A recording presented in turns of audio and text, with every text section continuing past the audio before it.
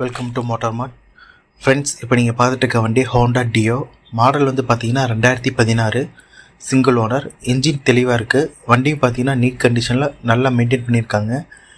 இந்த வண்டி பார்த்தீங்கன்னா திருப்பூர் ரிஜிஸ்ட்ரேஷன். வண்டியும் திருப்பூரில் தான் இருக்குது. இந்த வண்டிக்கு நம்ம கோட் பண்ணியிருக்க ப்ரைஸ் வந்து 37,000. இந்த வண்டியில் எவ்வளோ ஃபைன் இருந்தாலும் அதை நம்ம லெஸ் பண்ணி கொடுத்துடலாம்.